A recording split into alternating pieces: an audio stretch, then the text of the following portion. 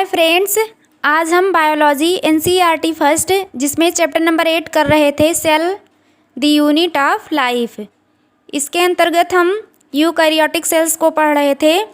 Eukaryotic cells में भी हमने कुछ उसके ऑर्गेनेल्स पढ़ लिए थे, जैसे माइटोकॉन्ड्रिया हुआ, plastid, chloroplast, ribosome, cytoskeletal, cilia, flagella, centrosome या सेंट्रियोल, ये सारे ऑर्गेनेल्स के बारे में हमने पढ़ लिया था। आज हमें पढ़ना है न्यूक्लियस। तो देखते हैं यूकैरियोटिक सेल्स का न्यूक्लियस कैसा होता है। Nucleus as a cell organelle was first described by Robert Brown as earlier as 1831। तो न्यूक्लियस एक ऐसा सेल ऑर्गेनेल है जिसको फर्स्ट टाइम एक साइंटिस्ट थे रॉबर्ट ब्राउन, इन्होंने ऑब्जर्व किया था 1831 में।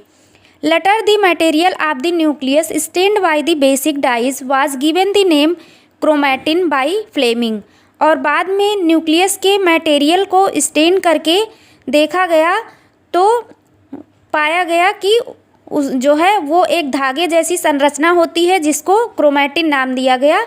और ये क्रोमैटिन नाम एक दूसरे साइंटिस्ट थे फ्लेमिंग, उन्होंने दिया था। इसको स्टेंड किससे किया था? एक बेसिक डाई थी, उससे जो है स्टेंड किया गया, तो इस क्रोमैटिन नामक स्ट्रक्चर को इन्होंने देखा। The interphase nucleus means nucleus of a cell when it is not dividing has highly extended and elaborate nucleoproteins fibres called क्रोमैटिन्स।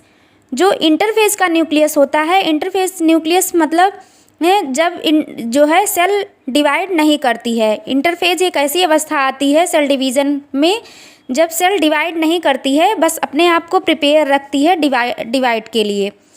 उस समय की न्यूक्लियस जो होती है वो बहुत ज़्यादा हाईली एक्सटेंडेड और इलाबोरेट न्यूक्लियोप्रोटीन फाइबर्स की बनी होती है, जिसको क्रोमैटिन कहते हैं।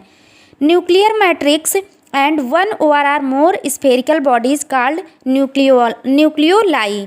और एक या एक से अधिक स्फेरिकल छोटे छोटे बॉडीज़ देखने को मिलते हैं उसके अंदर, जिसको न्यूक्लियोलाई, जिसका सिंगुलर न्यूक्लियोलस होता है, न्यूक्लियोलस कहते हैं। जैसा कि फिगर 8.11 के फिगर में हमें यहाँ न्यूक्लियोलस के स्ट्रक्चर को दिखाया गया है। यहाँ पे स्ट्रक्चर ऑफ न्यूक्लियस के अंदर जो है न्यूक्लियोलस यहाँ पे पाया जा रहा है।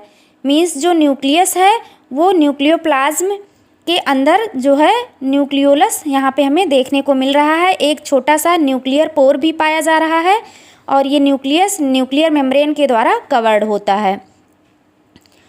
Electron microscopy has revealed that the nuclear envelope, which consists of two parallel membranes with a space between 10 to 50 nm called the perinuclear space, forms a barrier between the materials present inside the nucleus and that of the cytoplasm. तो cytoplasm और nucleus के बीच में जो space पाया जाता है उसको पेरीन्यूक्लियस space कहते हैं। वो पेरीन्यूक्लियर स्पेस जो होता है 10 to 50 nm का होता है। The outer membrane usually remains continuous with the endoplasmic reticulum and also bears ribosomes on it. जो न्यूक्लियस का आउटर मेम्ब्रेन होता है वो साधारणतया जो है एंडोप्लाज्मिक रेटिकुलम के साथ जो है लगा होता है और उस पे जो है राइबोसोम्स जिस पे लगे होते हैं। At a number of places the nuclear envelope is interrupted by minute pores. बहुत सारी संख्या में देखा जाए तो बहुत सारी जगहों पे जो है न्यूक्लियर इन्वेलप में जो है एक छोटा छोटा छिद्र देखने को मिलता है, जिसको क्या नाम दिया जाता है? Nuclear pore, which are found by the fusion of its two membrane. जो इसके मीन्स जो न्यूक्लियस होता है वो डबल मेम्ब्रेनस होता है। इसके डबल मेम्ब्रेन में जो छोटे छोटे छिद्र देखने को मिलते हैं उसको न्यूक्लियर पोर कहते हैं। These nuclear pores are the passage through which movement of RNA and protein molecules takes place in both directions between the nucleus and the cytoplasm. तो ये जो न्यूक्लियर पोर होता है, न्यूक्लियर मेम्ब्रेन पे पाया जाने वाला जो न्यूक्लियर पोर होता है उसके थ्रू जो है आरएनए और प्रोटीन मॉलिक्यूल्स का जो है इधर उधर एक्सचेंज होता रहता है। मीन्स न्यूक्लियस और साइटोप्लाज्म दोनों ही डायरेक्शन में आरएनए और प्रोटीन मॉलिक्यूल्स का एक्सचेंज होता रहता है। Normally there is only one nucleus per cell. साधारणतया देखा जाए तो जो है एक सेल में एक ही न्यूक्लियस पाया जाता है। Variation in the number of nuclei are also frequently observed. Nucleus के अंदर जो है मतलब कि न्यूक्लियाई का वेरिएशन भी, उसकी संख्या का वेरिएशन भी देखने को मिलता है कुछ सेल्स में। Can you recollect name of organisms that have more than one nucleus पर सेल्स। यहाँ पे क्वेश्चन पूछा जा रहा है कि क्या आप कुछ ऐसे ऑर्गेनिजम्स के नाम जानते हैं जिसकी सेल्स में एक से ज़्यादा न्यूक्लियस पाया जाता हो। Some mature cells even lack nucleus. कुछ मेच्योर सेल्स ऐसी होती हैं जिसमें तो न्यूक्लियस एब्सेंट ही हो जाता है, जैसे कि erythrocytes of many mammals and सीप tube cells of the vascular plants. In case में ये दो एग्जाम्पल ऐसे हैं, मीन्स जो इरिथ्रोसाइट्स की सेल्स होती हैं, आरबीसी की सेल्स होती हैं ह्यूमन की, वो जो होती है एन न्यूक्लिएटेड होती है। एन न्यूक्लिएटेड मतलब न्यूक्लियस उसमें नहीं पाया जाता है। और प्लांट सेल्स में जो सीप ट्यूब सेल्स होती हैं, वैस्कुलर प्लांट जो होते हैं, वैस्कुलर प्लांट में जो सीप ट्यूब सेल्स पाई जाती हैं वो भी एन न्यूक्लिएटेड होता है। तो ये दो एग्जाम्पल याद रखने हैं, एक आरबीसी की सेल्स और एक सीप ट्यूब सेल्स। ये दोनों सेल्स ऐसी हैं जिसमें न्यूक्लियस नहीं पाया जाता है, मीन्स ये एन न्यूक्लिएटेड होती हैं। और जो पैरामीशियम होता है उसमें एक से ज़्यादा न्यूक्लियस देखने को मिलता है। उसमें एक छोटा न्यूक्लियस पाया जाएगा, एक बड़ा न्यूक्लियस पाया जाता है। Would you consider these cells as living. तो जिसमें न्यूक्लियस नहीं पाया जा रहा है तो उसमें क्या आप कंसीडर कर सकते हैं कि वो सेल्स लिविंग हो सकती है। The nuclear matrix ORR the nucleoplasm contains nucleolus and chromatin.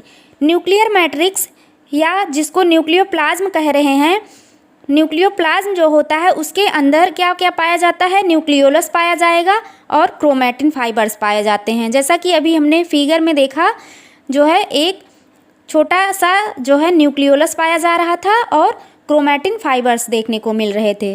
The nucleoli are spherical structure present in the nucleoplasm. और ये जो न्यूक्लियोलाई मीन्स जो न्यूक्लियोलस है एक स्फेरिकल स्ट्रक्चर होता है ये न्यूक्लियोप्लाज्म में, मीन्स जो न्यूक्लियस का मैट्रिक्स होता है, न्यूक्लियर का मैट्रिक्स जिसको न्यूक्लियोप्लाज्म कहते हैं, उसी के अंदर जो है ये न्यूक्लियोलाई हमें देखने को मिलता है। The content of nucleolus is continuous with the rest of the nucleoplasm as it is not a membrane bound structure. जो न्यूक्लियोलस होता है देखा जाए तो ये एक कॉन्टिन्यूअस लेयर के रूप में पाया जाता है न्यूक्लियोप्लाज्म में, और not membrane bound structure means membrane bound structure ये नहीं होता है। न्यूक्लियोलस जो होता है ये राइबोसोम्स के तरह जो है नॉन मेम्ब्रेनस स्ट्रक्चर होता है। न्यूक्लियस तो वो मेम्ब्रेन बाउंड होता है, बट जो उसके अंदर पाया जाता है न्यूक्लियोलस वो किसी भी मेम्ब्रेन से नहीं कवर्ड होता है, तो वो राइबोसोम्स की तरह जो है नॉन मेम्ब्रेनस स्ट्रक्चर हो जाता है। It is a site for active ribosomal RNA synthesis. तो जो न्यूक्लियस होता है, नहीं, न्यूक्लियस के अंदर जो न्यूक्लियोलस पाया जाता है वो जो होता है एक्टिव राइबोसोमल rRNA सिंथेसिस में हेल्प करता है। मीन्स एक साइट होता है न्यूक्लियोलस जिस पे rRNA की सिंथेसिस देखने को मिलती है। Larger and more numerous nucleoli are present in the cells actively carrying out protein synthesis. Larger और ढेर सारी संख्या में न्यूक्लियोलाई जो होते हैं पाए जाते हैं सेल्स में, तो जो है जो प्रोटीन सिंथेसिस में मदद करते हैं, क्योंकि ढेर सारी संख्या में न्यूक्लियोलाई पाए जाएंगे तो वो RNA की सिंथेसिस में मदद करते हैं। तो RNA की सिंथेसिस जब होगी तो उससे प्रोटीन सिंथेसिस में हेल्प मिलती है। You can recall that the interphase nucleus has a loose and indistinct network of nucleo protein fibres called chromatins. तो सेल के अंदर एक ऐसी अवस्था आती है इंटरफेज की अवस्था, जो इंटरफेज का जो न्यूक्लियस होता है उस अवस्था का जो न्यूक्लियस होता है वो कैसा होता है, एक न्यूक्लियो प्रोटीन फाइबर्स का बना होता है, धागे जैसी संरचना होती है जिसको क्रोमैटिन कहते हैं। But during different stages of cell division cells show structured chromosomes in place of the nucleus. और जैसे जैसे सेल डिवीज़न की और फेजेस आएंगी, मीन्स सेल डिवीज़न के दौरान जो है विभिन्न अवस्थाएं आती हैं, तो उस दौरान जो ये क्रोमैटिन होता है एक स्ट्रक्चर फॉर्म में कन्वर्ट हो जाता है, जिसको क्रोमोसोम्स कहने लगते हैं। मीन्स न्यूक्लियस में जो है क्रोमोसोम्स पाया जाता है। Chromatin contains DNA and some basic proteins called histones, some non histone proteins and also RNA.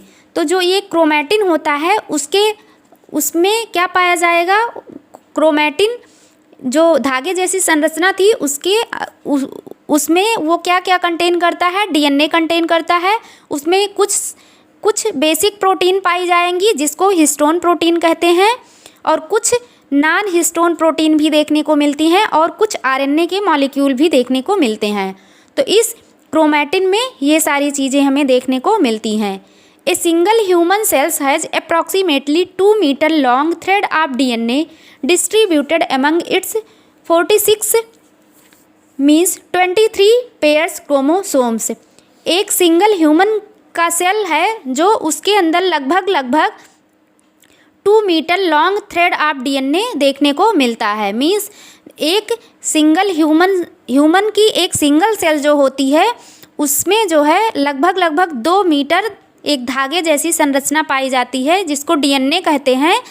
Means chromatin पे ही डीएनए पाया जाता है, तो डीएनए 2 मीटर लंबा देखने को मिलता है, जिसमें 46 यानी कि 23 के पेयर में क्रोमोसोम्स होता है।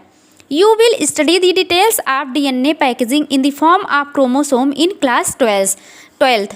तो डीएनए की पैकेजिंग जो होती है वो हिस्टोन प्रोटीन के साथ जो डीएनए की पैकेजिंग होती है वो हमें मतलब अगले क्लास में पढ़ना है। हायर क्लास में जाके क्लास 12th की बुक में डीएनए की पैकेजिंग के बारे में पढ़ेंगे। Every chromosome that is visible only in dividing cells essentially has a primary constriction over the centromere, on the sides of which disc-shaped structure called kinetochore are present।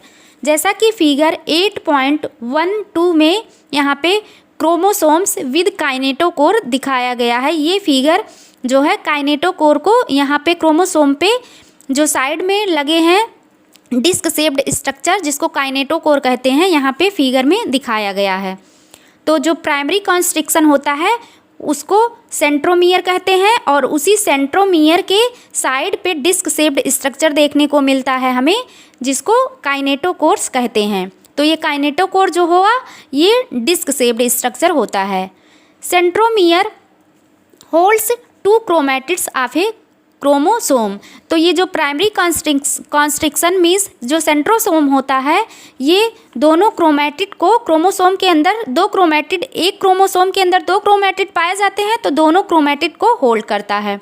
Based on the position of the centromere, इस centromere की position के आधार पे ही the chromosomes can be classified into 4 types. Chromosome को 4 type में classify किया गया है। जैसे कि ये चारों प्रकार फिगर 8.13 के फिगर में ये चारों प्रकार के क्रोमोसोम दिखाए गए हैं, जो कि सेंट्रोमियर के आधार पे, सेंट्रोमियर की पोजीशन के आधार पे इसको क्लासीफाई किया गया है क्रोमोसोम्स को। यहाँ पे फिगर 8.13 जो है क्या रिप्रेजेंट कर रहा है, types of chromosome based on the position of centromere. तो फर्स्ट फिगर जो है सेंट्रोमियर एकदम बीचों बीच में पाया जा रहा है, तो फर्स्ट फिगर किसको रिप्रेजेंट कर रहा है, मेटासेंट्रिक क्रोमोसोम को। और सेकेंड फिगर जो है थोड़ा सा सेंटर से हट के सेंट्रोमियर पाया जा रहा है, तो ये सब मेटासेंट्रिक क्रोमोसोम हो गया।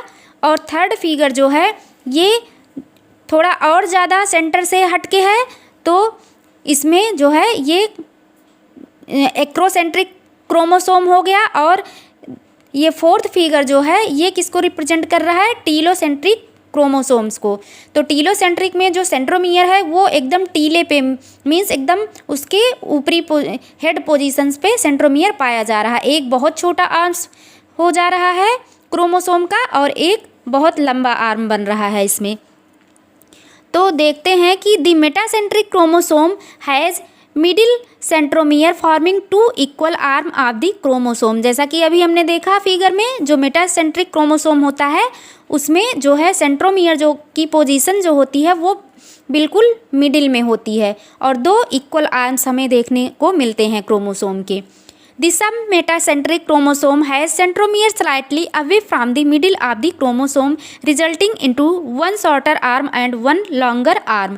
Sum metacentric chromosome में क्या होता है, जो सेंट्रोमियर होता है वो slightly away from the middle means middle position से थोड़ा सा हट के पाया जाता है सेंट्रोमियर, तो इसलिए उसको सब मेटासेंट्रिक क्रोमोसोम कहते हैं, जिसमें क्या होता है chromosome resulting into one shorter arm and one longer arm.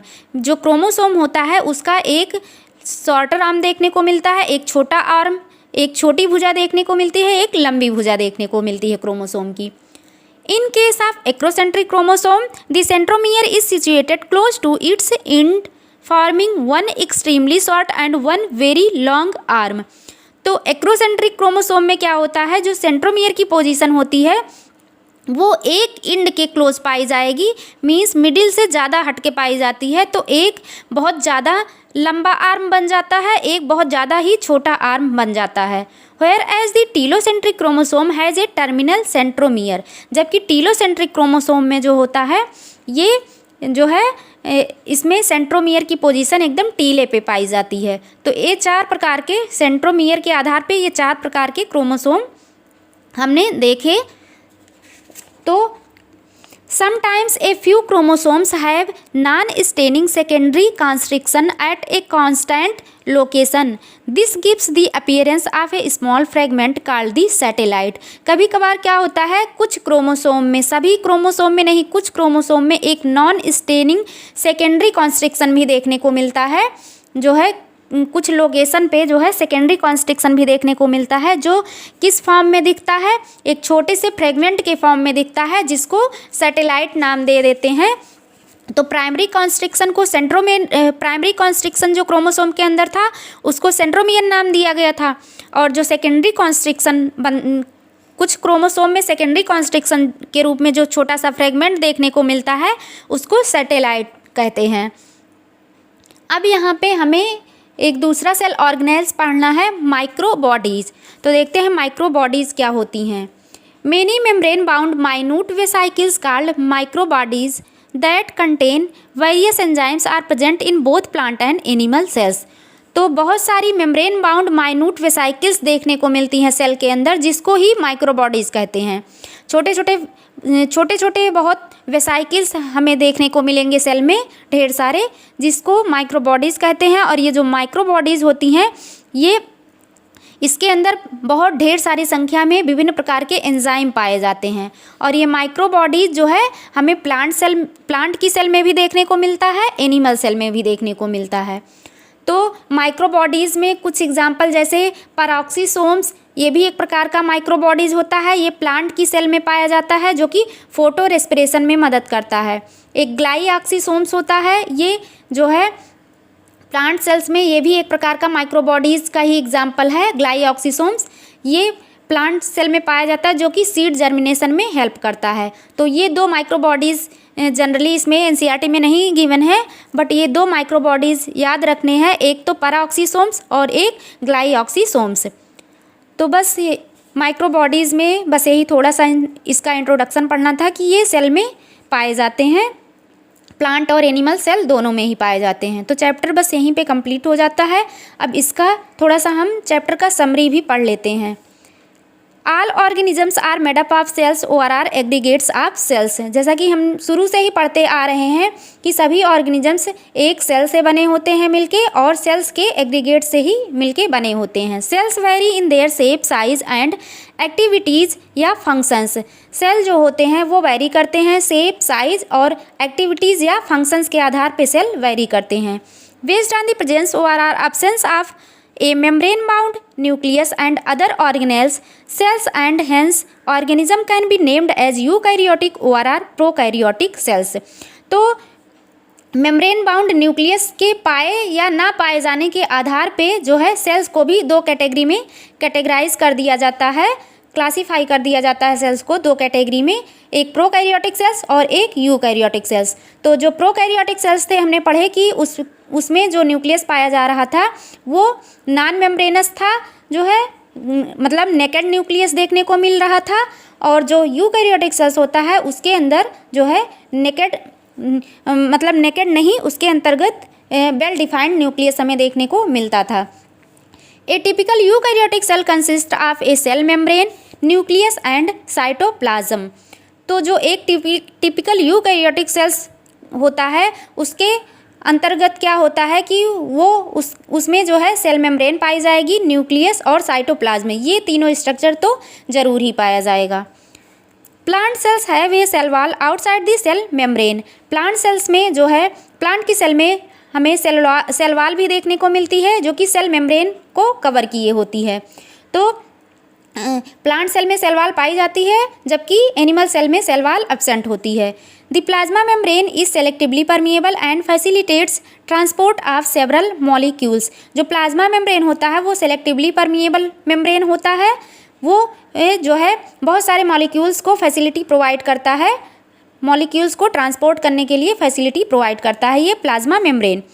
The endomembrane system include endoplasmic reticulum, Golgi complex, lysosomes and vacuoles. जैसा कि हमने पढ़ा था कि इंडोमेम्ब्रेन सिस्टम के अंतर्गत ये चार स्ट्रक्चर हमें देखने को मिलते हैं, endoplasmic reticulum, Golgi complex, lysosomes and vacuoles. All the cell organelles perform different but specific functions. सभी सेल ऑर्गेनेल्स जो होती हैं वो तो डिफरेंट फंक्शंस को परफॉर्म करती हैं और वो भी एक स्पेसिफिक फंक्शंस को पर्टिकुलर स्पेसिफिक फंक्शंस को परफॉर्म करती हैं। Centrosome and centriole form the vessel body of the cilia and flagella that facilitate locomotion. जो सेंट्रोसोम और सेंट्रियोल लाइक स्ट्रक्चर पाए जा रहे थे ये जो है फॉर्म कर रहे थे बेसल बॉडी आप सीलिया एंड फ्लैजिला और सीलिया के वेसल बॉडी का फॉर्मेशन करते थे, और ये जो कि सीलिया और फ्लैजिला थे ये जो है लोकोमोशन में फैसिलिटी प्रोवाइड करते थे। इन एनिमल सेल्स में क्या था कि centriole also form spindle apparatus during cell division. Animal cell में एक सेंट्रियोल लाइक स्ट्रक्चर पाया जाता था जो कि सेल डिवीजन में जो है स्पिंडल अपैरेटस जो होता है उसके फॉर्मेशन में ये मदद करता था। Nucleus contains nucleoli and chromatin network. Nucleus के अंदर जो है न्यूक्लियोलाई एक राउंडेड स्ट्रक्चर जो कि स्फेरिकल स्ट्रक्चर न्यूक्लियोलाई देखने को मिलता था जो है, और क्रोमैटिन नेटवर्क धागे जैसी क्रोमैटिन नेटवर्क देखने को मिलता था। It not only controls the activities of organelles but also plays a major role in the heredity. तो जो न्यूक्लियस होता है ये जो है सेल ऑर्गेनेल के एक्टिविटीज़ को ही नहीं कंट्रोल करता है बल्कि ये हेरिडिटी में भी एक मेजर रोल इसका होता है। Endoplasmic reticulum contains tubules ORR cisternae. जैसा कि इंडोप्लाज्मिक रेटिकुलम में हमने पढ़ा था कि उसमें ट्यूब्यूल्स और सिस्टर्नी पाए जाते थे। They are of two types. Endoplasmic reticulum दो प्रकार के हमने देखे थे, एक तो रफ इंडोप्लाज्मिक रेटिकुलम और दूसरा स्मूथ इंडोप्लाज्मिक रेटिकुलम। जो इंडोप्लाज्मिक रेटिकुलम था वो हेल्प करता था in the transport of substances कुछ सब्सटेंसेस के ट्रांसपोर्ट में मदद करता था। सिंथेसिस ऑफ प्रोटीन की सिंथेसिस में मदद करता था। लाइपोप्रोटीन्स एंड ग्लाइकोजन इन सब की सिंथेसिस में भी मदद करता था इंडोप्लाज्मिक रेटिकुलम। मीन्स हमने पढ़ा था कि जो रफ इंडोप्लाज्मिक रेटिकुलम था वो प्रोटीन सिंथेसिस में मदद करता था, और जो स्मूथ इंडोप्लाज्मिक रेटिकुलम था वो जो है लिपिड की सिंथेसिस करता था और कुछ स्टेरॉयड हार्मोन्स की भी सिंथेसिस करता था। The Golgi body is a membranous organelle composed of flattened sacs. Golgi body जो था ये भी मेम्ब्रेनस ऑर्गेनेल था जो कि फ्लैटेंड चपटे से सैक्स के रूप में कंपोज्ड था। The secretion of cells are packed in them and transported from the cells. जो सेल का सिक्रीशन था वो जो है गोल्गी बॉडी के अंदर ही जाके पैक्ड होता था और सेल से जो है ट्रांसपोर्ट कर दिया जाता था सेल के through. Lysosomes are single membrane structure containing enzymes for digestion of all types of micromolecules. Lysosomes जो था एक सिंगल मेम्ब्रेन स्ट्रक्चर था जिसमें ढेर सारी एंजाइम्स हमें देखने को मिलती थी for digestion of all types of micromolecules, means carbohydrate, protein और लिपिड के डाइजेशन में जो मदद करती थी। Ribosomes are involved in protein synthesis. Ribosomes protein synthesis में इन्वॉल्व होता था। These occur freely in the cytoplasm और are associated with endoplasmic reticulum. तो राइबोसोम्स जो है या तो फ्रीली साइटोप्लाज्म में पाया जाता था या तो इंडोप्लाज्मिक रेटिकुलम से अटैच्ड रहता था। Mitochondria help in oxidation, phosphorylation and generation of adenosine triphosphate. जो माइटोकॉन्ड्रिया था ये ऑक्सीडेटिव फॉस्फोराइलेशन में मदद करता था और ये एटीपी के जनरेशन में भी मदद करता था। मींस एटीपी की सिंथेसिस माइटोकॉन्ड्रिया में ही देखने को मिलती थी। They are bound by double membrane. The outer membrane is smooth and inner one folds into several cristae. तो माइटोकॉन्ड्रिया जैसा कि हमने पढ़ा एक ऐसा स्ट्रक्चर था जो कि डबल मेम्ब्रेन बाउंड स्ट्रक्चर था। जो आउटर मेम्ब्रेन था इसका स्मूथ था, रेगुलर था, जबकि जो इनर मेम्ब्रेन थी उसमें इनफोल्डिंग देखने को मिलती थी, जो इनफोल्डिंग जो है क्रिस्टी का फॉर्मेशन करती थी।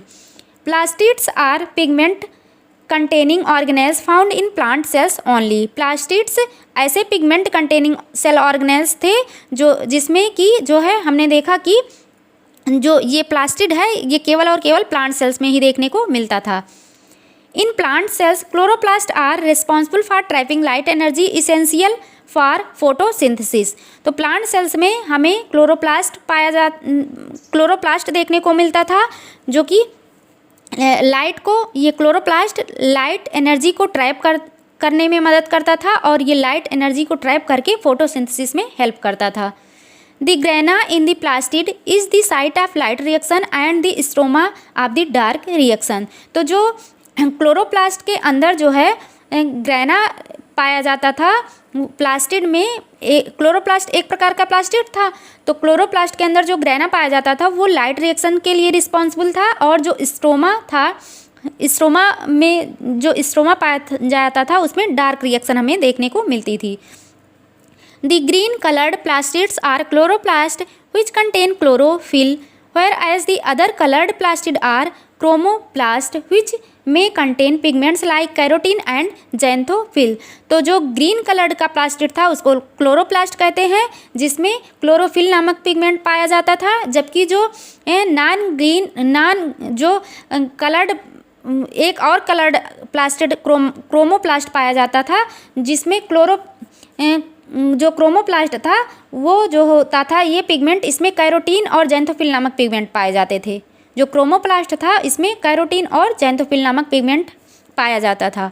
The nucleus is enclosed bye nuclear envelope. जो न्यूक्लियस था अभी हमने पढ़ा न्यूक्लियस के बारे में, जो न्यूक्लियस था वो न्यूक्लियर इन्वेलप से कवर्ड था। मींस न्यूक्लियस जो था मेम्ब्रेनस एक डबल मेम्ब्रेन स्ट्रक्चर था विद न्यूक्लियर पोर्स, जिसमें डबल मेम्ब्रेन स्ट्रक्चर में जो है न्यूक्लियर पोर्स देखने को मिल रहा था।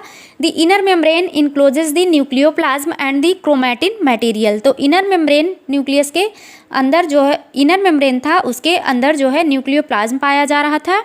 न्यूक्लियर मैट्रिक्स मीन्स न्यूक्लियोप्लाज्म पाया जाता था और क्रोमैटिन मटेरियल पाया जाता था। The cell is the structural and functional unit of life. तो इस प्रकार जो सेल था एक स्ट्रक्चरल और फंक्शनल यूनिट लाइफ का कहलाता है। तो चैप्टर यहीं पे कंप्लीट होता है। अब इसके आगे अगला चैप्टर स्टार्ट करेंगे। Thank you.